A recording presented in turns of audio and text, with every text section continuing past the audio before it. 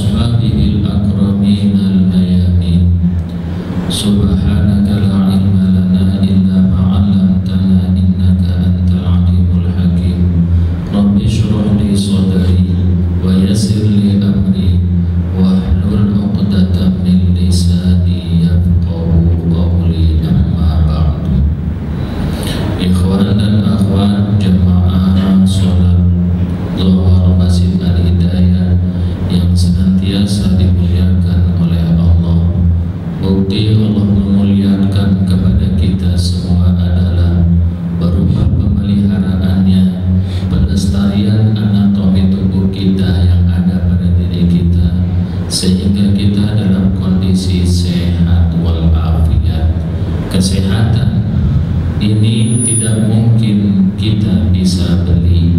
Kesehatan ini tidak mungkin kita bisa raih dengan keprofesionalan kita, dengan knowledge kita, dengan referensi kita. Tetapi kesehatan ini murni lestari dan kita dapat gunakan dan kita rasakan. Itu murni limpahan rahmat kasih sayang dari Allah Subhanahu wa ta'ala. Oleh karenanya marilah sejenak waktu kita gunakan kesehatan itu, lalu kita kawinkan dengan kesempatan, sehingga kita duduk bersama bertafakur, memikirkan tentang diri kita ini, memikirkan tentang hendak kemana kita, dan memikirkan apa yang mesti kita laksanakan, lakukan, gunanya agar betul-betul kita ini maksimal, berarti hidup di dunia yang sangat sementara, di dunia fana ini. Salawat beserta salam kita mohon kepada Allah Subhanahu wa ta'ala. Mudah-mudahan Allah yang Maha Pemurah, Allah yang Maha Bijaksana, Allah yang Maha Kaya, Allah yang Maha Pencipta selalu menganugerahkan dan melimpah ruahkan kepada haribaan junjungan Nabi kita, Nabi besar Muhammad sallallahu alaihi wasallam, kepada keluarganya yang disucikan oleh Allah, kepada para sahabatnya, kepada tabi'in, kepada imam salafus saleh, kepada guru-guru kita, sehingga sampai kepada kita semuanya. Amin ya rabbal alamin. Jemaah yang dimuliakan oleh Allah, mungkin karena himpitan waktu, mungkin karena schedule yang sangat sempit, dan mungkin karena pengejaran kita terhadap sebuah mahligai yang namanya harta, sehingga kita cenderung kepada sikap yang acuh tak acuh, kepada sikap yang seolah-olah kita itu hidup sendiri, kepada sikap yang tidak ada girohnya, kepada sikap yang tidak ada cemburunya terhadap kehormatan Islam ini. Sehingga tatkala agama Islam kita ini dinistakan di mana-mana, maka kita anggap itu bukanlah urusan kita. Sehingga tatkala kehormatan umat muslim ini juga dihinakan, dicerca, maka itu juga kita anggap bukan urusan kita. Sebagaimana halnya yang terjadi saat sekarang ini, bagaimana etnis Rohingya di mana-mana di belahan bumi ini, di Myanmar dibantai, bahkan bagaimana tentang keislaman kita, nilai-nilai Islam ini dibaguli beberapa bulan atau tahun yang lalu, bagaimana umat muslim ini bisa dinistakan, bisa diseret-seret, diperkosa, dipenggal, dibelek, dan dikeluarkan jantungnya oleh kaum orang-orang luar Islam. Tetapi kita yang mayoritas Islam ini seolah-olah itu bukan urusan kita, seolah-olah itu tidak menyangkut tentang kehormatan Islam, seolah-olah itu terjadi di planet yang lain, bukan planet yang kita injak ini. Ini mengapa terjadi sikap skeptis, ternyata terjadi sikap yang sangat betul-betul tidak peduli, karena mungkin rutinitas kita tidak ada kesempatan waktu untuk menengok dan tidak memberikan ruang di dalam benak pikiran kita, sehingga kita tidak perlu memikirkan hal itu semua. Oleh karenanya, tatkala terjadi ini, kita anggap itu bukan urusan kita. Jika mindset seperti itu yang kita anut, maka ini sebetulnya kita sudah kalah dalam peperangan pikiran itu, di mana betul-betul Islam ini hanya simbolis saja yang kita raih, yang kita realisasikan, yang kita bangga-banggakan. Sementara kehormatan Muslim, kehormatan Islam, dan kehormatan orang-orang Muslimnya menjadi harga mati, itu harusnya kita bela sampai nyawa dikorbankan. Jamaah yang dimuliakan oleh Allah, ada cerita dari bumi pertiwi kita yang menarik. Dahulu Profesor Dr. Buya Hamka di era tahun 80-an pernah mengarang sebuah buku kecil, di mana buku kecil ini berjudul dengan Ghirah Islam atau kecemburuan orang Islam. Buku kecil ini memang tidak seperti karya-karya buku yang lain yang masif dikonsumsi di seluruh dunia. Taruh kata misalkan buku tafsir Al-Maraghi, Tantawi, Ibnu Katsir, Jalalain, Sawi, dan seterusnya dan seterusnya.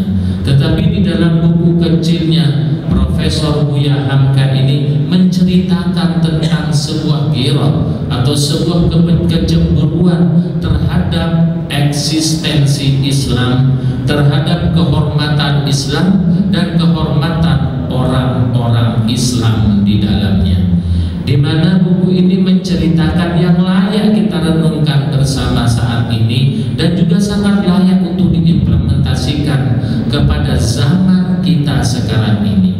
Di mana Buya Hamka menceritakan bahwa ada kejadian di tahun 38 di Medan, di mana di Medan ini seorang pemuda dipenjara 15 tahun dikarenakan seorang pemuda ini membela harga, membela kehormatan saudaranya Islam, yang membela saudara perempuannya yang hendak dilecehkan, yang hendak dinistakan.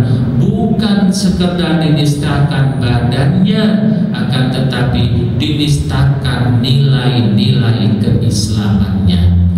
Lalu sang pemuda ini pun akhirnya berantem sama orang yang hendak melecehkan saudaranya itu. Walhasil sang pemuda ini pun berhasil membunuhnya. Lalu karena ada pembunuhan, maka hukum Belanda saat itu memvonisnya dengan penjara 15 tahun.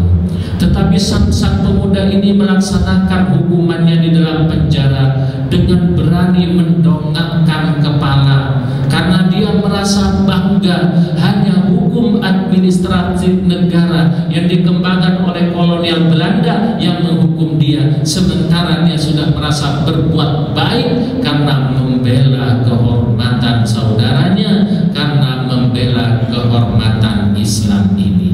Dan di bumi pertiwi ini, di Indonesia ini, banyak sekali suku-suku yang mempunyai semangat yang sama.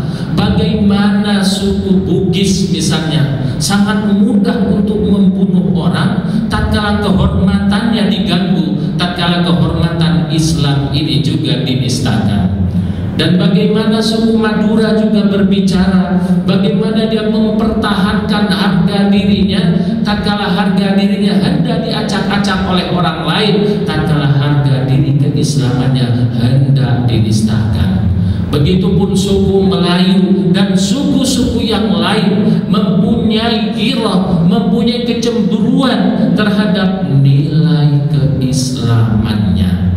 Bahkan ini juga terjadi 14 abad yang lalu di masa baginda Rasul masih hidup. Ternyata juga terjadi ada orang-orang luar Islam, sebut saja orang Yahudi, yang hendak menistakan kehormatan Islam dengan menistakan gadis-gadis Islam. Al-Kisah, terjadilah yang namanya pengepungan suku Yahudi yang disebut dengan Yahudi Bani Qainuqa, di mana orang Yahudi Bani Qainuqa ini, salah satu orang Yahudi profesinya adalah menyepuh di pasar, menyepuh perhiasan di pasar. Suatu hari datanglah seorang pemudi, seorang remaja putri Islam, hendak menyepuhkan anting dan gelannya kepada si Yahudi ini. Karena si Yahudi ini sibuk menggarap yang lain yang lebih dahulu ordernya masuk kepadanya, maka si pemudi ini duduk dengan sabar menunggu gilirannya. Tetapi di sela-sela penungguannya, si remaja putri Islam ini dengan berpakaian yang sopan, tidak seronok, menutupi seluruh aurat tubuhnya dan memakai kerudung serta jilbab, si Yahudi ini usil. Akhirnya orang-orang Yahudi berkumpul di situ, menjambak-jambak jilbabnya, disuruh buka kerudungnya, dan ini sudah masuk terhadap penistaan nilai-nilai agama. Tetapi si remaja putri tidak mau, dia mempertahankan diri sambil sabar menunggu, dia pun duduk. Tanpa sepengetahuan si gadis ini, si penyepuh Yahudi ini akhirnya mengikatkan kainnya, taruh kata anroknya, diikatkan tanpa sepengetahuan remaja putri ini, sehingga tak kala dia berdiri maka terbuka sudah seluruh aurat tubuh si gadis ini.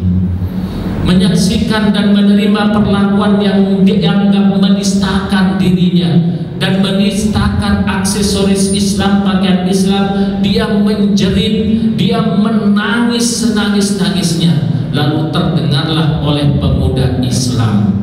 Sang pemuda Islam ini pun mendekati peristiwa kejadian di pasar ini, karena memang dinistakan gadis muslim ini yang menjaga kehormatan dan kehormatan Islam, yang hendak merealisasikan kehormatan dan hukum Islam, lalu dinistakan oleh Yahudi ini. Sang pemuda itu pun akhirnya menjadi berantem sama si Yahudi, dan si Yahudi, si tukang sepuh ini berhasil dibunuh sama sang pemuda ini, persis dengan kisah yang ditulis Buya Hamka di Medan di era tahun 38 itu. Akhirnya karena sang pemuda ini membunuh si Yahudi, orang-orang di pasar itu banyak suku Yahudinya akhirnya mengkerumuti lalu mengeroyok si pemuda ini, dan pemuda itu pun mati syahid dikeroyok karena mempertahankan kehormatan Islam. Peristiwa ini disampaikan kepada baginda Rasul Sallallahu Alaihi Wasallam. Apa reaksi baginda Rasul menghadapi peristiwa ini? Rasul marah, lalu mengkonsolidasikan orang-orang muslim bala tentaranya untuk segera pergi ke pasar itu dan mengepungnya. Gak tanggung-tanggung, suku Bani Qainuqa ini dikepung selama kurang lebih 15 hari.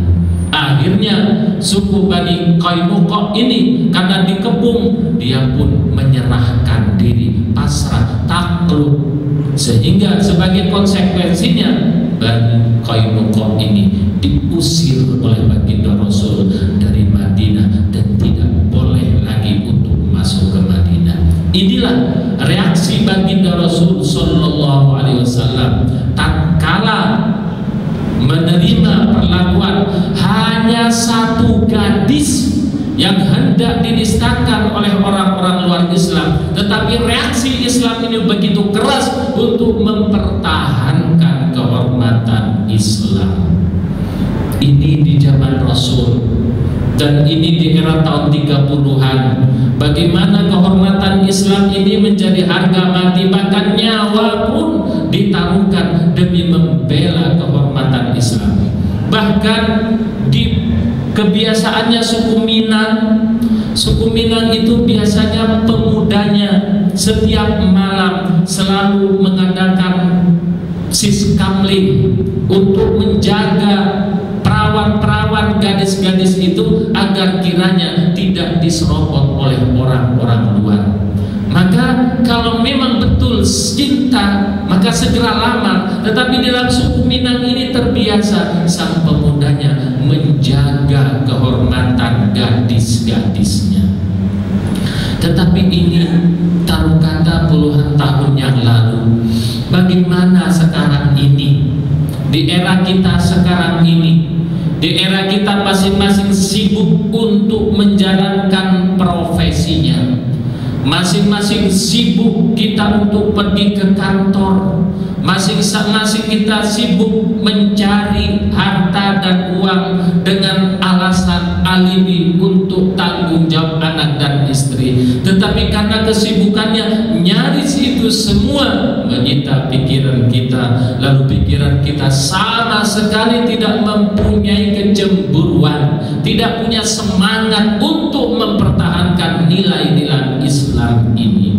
Padahal godaan, cobaan, dilema, sistem yang dikembangkan oleh orang-orang luar Islam untuk menghancurkan nilai-nilai Islam ini betul-betul sangat deras. Justru tanpa disadari bagaimana kita saat ini, istri-istri kita rela menghantarkan anak-anak gadis kita dengan mengikuti tes dangdutan, bahkan berjam-jam, sementara anak kita berpakaian ala kadarnya, dan itu kita rela, kita senang.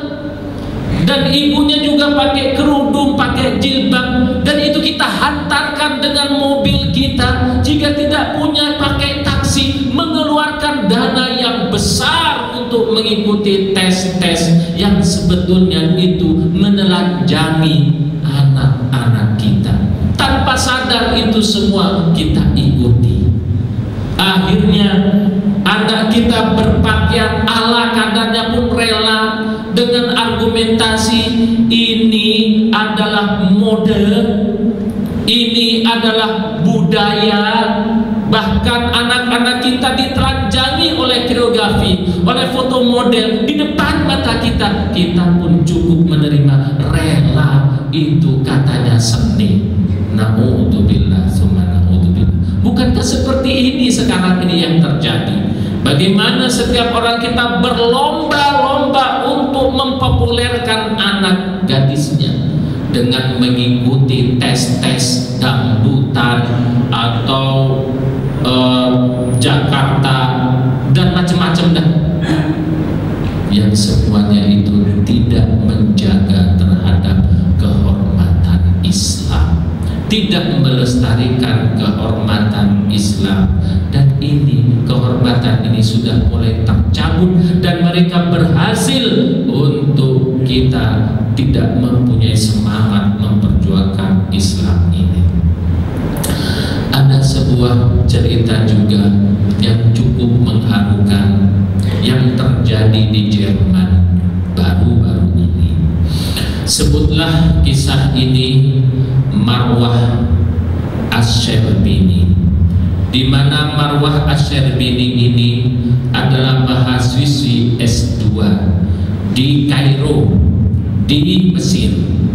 Untuk mengejar S3-nya, si Marwah Asy-Syarbini ini dia pergi ke Jerman untuk menyelesaikan doktoralnya.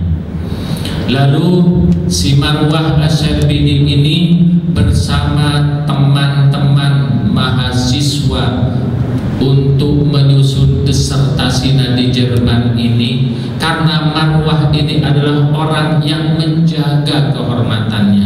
dia berpakaian rapi, dia berjilbab menutupi auratnya. Setiap kali dia pergi ke kampusnya selalu mendapat gangguan dari teman-teman mahasiswa S3 itu. Sampai-sampai ada teman cowoknya yang berani menjambak-jambak jilbabnya, yang berani untuk menarik-narik bajunya sampai-sampai kancing bajunya pun lepas. Menerima pelecehan ini, si Marwah tidak terima karena sudah seringnya setiap hari diganggu kehormatannya. Akhirnya dia pun mengajukan sidang kepada kehakiman setempat di Jerman itu, sehingga si pengganggu itu pun dipanggil, lalu si Marwah itu pun dipanggil. Singkat cerita, akhir dari sidang itu sang hakim mengetok palu untuk kemenangan Marwah Asy-Syarbini. Lalu si pengganggu ini harus membayar dan dia harus dikurung beberapa bulan untuk mempertanggungjawabkan perbuatannya karena telah menistakan si Marwah Asy-Syarbini ini. Tetapi teman mahasiswanya ini tidak menerima kekalahan itu. Di depan sidang, di hadapan suaminya juga, belum turun dari mimbar sidang, si temannya ini pun akhirnya menghunuskan pisau, lalu ditusukkan berkali-kali ke tubuh si Marwah Asy-Syarbini ini. Bahkan setelah diotopsi ternyata ada 18 tusukan di dalam tubuhnya. Akhirnya si Marwah ini pun menghembuskan nafas terakhirnya di dalam sidang itu, di depan suaminya, di depan anak pertamanya, padahal di dalam perutnya juga sudah ada janin, ada bayi yang sudah berumur 6 bulan. Sungguh-sungguh sadis. Bagaimana seorang muslimah ini mempertahankan kehormatannya, bagaimana seorang muslimah ini mempertahankan nilai-nilai keislamannya, bahkan di hadapan sidang, di hadapan hakim sekaligus.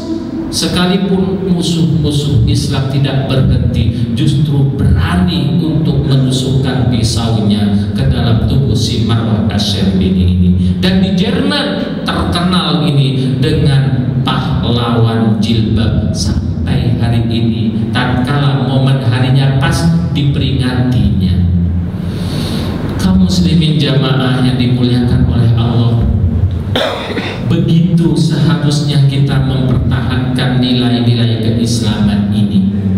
Begitu seharusnya kita menjaga anak-anak kita agar kiranya anak-anak kita berbaju, berkerudung, tidak auratnya dibuka di mana-mana.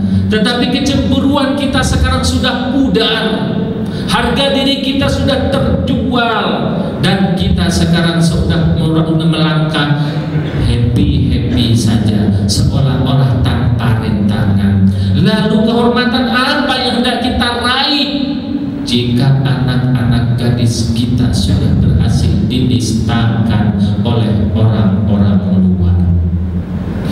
Dan ini juga bukankah rencana mereka? Dan apakah Allah tidak menurunkan ayatnya? Sebetulnya sebelum ini terjadi 14 abad yang lalu, Allah telah memesankan, di mana di dalam surat Fussilat ayat 26 Allah menegaskan, dan ini mengadopsi perkataan rencana sistem orang-orang kafir untuk mendistorsi nilai-nilai Islam ini, bahkan untuk membuat pembungkam terhadap nilai-nilai keislaman ini. Allah menegaskan dengan satu ayat di dalam surat Fussilat ayat 26 ini, wa qala alladziina kafaru la tasma'u li hadzal qur'an wa alghaw fihi la'allakum taghlibun.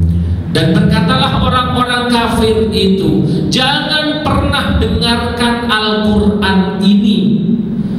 Jika kalian ingin menang, jangan dengarkan Al-Qur'an ini, tetapi bikinlah kesibukan-kesibukan bikinlah acara-acara yang menyedot pikiran waktu umat Islam. Jika kalian ingin menang, maka bagaimana juga intelektual para ustadz juga masuk dalam skenario ini, di mana para ustadz intelektual sudah tidak pernah membahas tentang falsafah, tentang nilai-nilai luhur Al-Quran. Kalaupun mengajarkan Islam, tetapi mengajarkan sumber yang lain dari Al-Quran. Tak kala seperti itu, bukankah mengganti kitab suci Al-Quran dengan kitab suci yang lain? Akhirnya yang keluar bukan pencerahan, tetapi pendogmaan terhadap murid-muridnya. Karena pendogmaan ini akhirnya yang beda dari dia anggap itu kafir, dia anggap itu bid'ah, dia anggap itu sesat, dia anggap itu neraka, seolah-olah neraka berada dalam dirinya. Jangan-jangan sang intelektual, sang ustadz itu produk mereka yang memang betul-betul menginginkan mendistorsi nilai-nilai Islam ini agar kiranya kita tidak bersatu. Karena tidak bersatu tidak mempunyai kecemburuan. Bukankah dogma yang diajarkan itu bagaimana muslim ini dinistakan, dia tidak peduli? Itu bukan urusan kita. Yang urusannya adalah tentang pembahasan yang remeh-temeh, tentang bid'ah itu yang paling urgent dan penting di hadapan mereka. Bukankah seperti itu? Lalu yang lain berupa produk-produk mereka, termasuk kemajuan ekonomi, kemajuan IT, dan juga kemajuan budaya tontonan. Banyak sekali produk-produk mereka yang kita tidak pikirkan, kita tidak renungkan, tetapi kita konsumsi saja. Dia sebut saja di televisi itu. Bukankah kita juga semuanya tahu berapa channel di Indonesia ini dan siapa yang punya? Bukankah juga kita tahu banyak acara di televisi itu, tetapi targetnya, tujuannya kemana? Sebetulnya kita tahu, tetapi kita cuek-cuek saja. Dan bukankah yang disodorkan kepada kita yang berupa inbox, Facebook, dan juga yang lain-lain acara yang banyak itu, bukankah itu semuanya tatkala kita renungi adalah mengajak agar kiranya anak-anak gadis kita meninggalkan dan menanggalkan bajunya, lalu mereka memakai baju ala kadarnya menurut mereka. Ini semua adalah sistem dari musuh Islam yang disuntikkan ke dalam tubuh Islam, yang dihadiahkan, dihidangkan kepada kita, lalu kita konsumsi tanpa memikir panjang. Orang-orang musuh Islam ini mempunyai sistem dan mempunyai rencana. Jangan disangka orang-orang luar Islam ini pandai dan bodoh. Justru mereka melangkah lebih ke depan 2 langkah dibanding kita. Lebih pintar mereka. Dan jangan disangka mereka tidak bisa berbahasa Arab. Mereka banyak mengarang hadis-hadis palsu. Mereka banyak mengarang kitab-kitab kuning. Jangan disangka bahwa semua kitab kuning itu dari Islam. Jangan disangka semua hadis itu dari baginda Nabi, karena mereka berdusta mengatasnamakan baginda Nabi untuk menghancurkan kerukunan di antara sesama muslim. Akhirnya kita seperti sekarang, banyak tetapi jumlahnya banyak, kekuatannya bagaikan buih di lautan. Masing-masing memproklamirkan diri paling benar. Akhirnya kecintaan, kecemburuan, kasih dan sayang tercabut dari hati nurani kita. Dan tak kala ada saudara kita muslim yang dinista, kita itu seolah-olah itu bukan urusan kita. Padahal bukankah Rasul juga mengatakan masalul mu'minina fi tawadihim wa tarahumihim wa ta'atufihim kal jasadil wahid idashtaka minhu adun tada'ala sairul jasadi bisya'ami wal huma. Bahwasanya hubungan orang muslim yang satu dengan muslim yang lainnya itu bagaikan tubuh yang satu. Bayangkan, coba rasakan tubuh yang satu ini. Bila tangan kita tergores oleh risau, tentunya merasakan pedih seluruh tubuh kita. Tidak bisa tidur mata kita, tidak bisa merasakan makanan yang lezat mulut kita. Kenapa? Tangannya luka. Itu perumpamaan yang sangat brilian. Kesatuan umat muslim ini yang harusnya sama merasakan. Ada nggak tubuh satu yang sehat, tatkala kakinya copot, kukunya lalu enak saja? Ada nggak? Nggak ada. Tapi ada tatkala tubuh manusia itu dianestesi. Tatkala istri kita mau lahiran, mau sesar, maka disuntikkanlah racun anestesi. Maka walaupun perutnya dibelek, luka besar, mengeluarkan darah, nggak merasakan sakit. Kenapa? Dianestesi. Maka tubuh kita jangan seperti tubuh yang lagi dianestesi. Hubungan kita jangan seperti tubuh yang dianestesi. Karena tubuh yang sedang dianestesi itu lagi tidak sehat. Adapun tubuh yang sehat adalah tubuh yang merasakan pedihnya, penderitaannya, bahwasannya tangisan mereka, air mata kita juga, bahwasannya kesulitan mereka, penderitaan kita juga. Maka nanti sebentar lagi akan masuk bulan Ramadan. Maka Ramadan itu betul-betul mempunyai pesan bahwa kita merupakan tubuh yang satu dengan tubuh yang lain. Maka anestesi itu yang namanya racun itu juga banyak, sehingga kita tidak merasakan kesatuan, ya berupa organisasi, berupa dogma, berupa doktrin dari guru-gurunya, referensi, budaya, ekonomi, semuanya produk mereka itu masuk menjadi anestesi kekebalan dari jiwa kita, sehingga kita kebal dan tidak merasa sedang dipermainkan oleh musuh-musuh kita. Bukankah kalau kita baca misalkan bukunya Samuel Huntington misalnya, dan tatkala kita baca bagaimana Profesor Dr. Michael Schumer misalnya, bahwasannya mereka itu, ini pentolannya mereka kaum Salimis mengatakan bahwa budaya yang mengancam setelah selesainya perang dingin antara Barat dengan Gorbachev waktu itu, Uni Soviet, dengan falsafah PKI, falsafah dimenangkan komunis, lalu dimenangkan oleh Barat, komunis hancur. Satu-satunya kekuatan yang mereka anggap mengancam kelestarian budaya Barat adalah kekuatan Islam. Kan sekarang sebetulnya masih banyak kekuatan komunis itu masih eksis dengan kekuatan liberalis dari Barat. Bukankah Amerika cuma takut kepada 4 negara di dunia ini? Yang pertama, Amerika itu takut terhadap Rusia dengan militernya. Rusia apa? Komunis. Amerika juga takut kepada negara Cina dengan ekonominya. Cina juga komunis. Bahkan Cina ini konon katanya untuk membuat amburadul negara Amerika tidak memerlukan tank, tidak memerlukan peluru, cukup diembargo saja ekonominya. 1 minggu saja diembargo, maka Amerika akan hancur. Kenapa? Seluruh pasar dikuasai oleh Cina. Maka Amerika sangat takut terhadap Cina.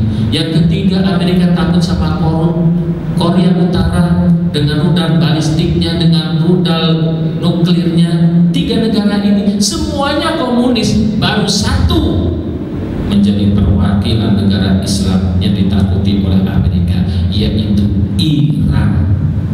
Tetapi bagaimana dibangun second opini agar kiranya orang-orang Islam memusuhi Iran dengan madhab syiahnya yang kafir, yang neraka? Akhirnya berusaha dibangun skenario agar kiranya umat Islam ini tidak tahu terhadap jati dirinya dan tidak tahu kekuatannya. Satu-satunya negara yang Muslim yang ditakuti oleh Amerika hanya Iran. Tetapi bagaimana busuknya negara Iran di telinga kita, dibangun second opinion yang sedemikian dahsyatnya melalui media dan di YouTube, di mana-mana, seolah-olah negara Iran ini betul-betul busuk. Jika pikiran kita ikut membusukkan Iran, maka kita sudah kalah berpikir. Itu rencana mereka. Baik, demikian dulu. Insya Allah kita akan lanjutkan lagi besok hari. Mudah-mudahan kita semua mendapatkan bimbingan dari Allah Subhanahu wa Ta'ala. Belum tentu yang ada itu benar, belum tentu yang fenomenal itu benar, dan belum tentu yang dibangun, karena ini semuanya adalah peperangan melestarikan dari perang salib yang berabad-abad. Insya Allah kita akan kaji bagaimana rencana salibis yang didengungkan oleh Profesor Dr. Samuel Zwimmer, di mana mereka mempunyai sistem dan rencana, dan sebetulnya Allah juga telah membesarkan kepada kita. Cuman sayangnya kita tidak ngeh terhadap sistem dan rencana mereka. Mudah-mudahan saja kita dicerdaskan oleh Allah sehingga tidak membiarkan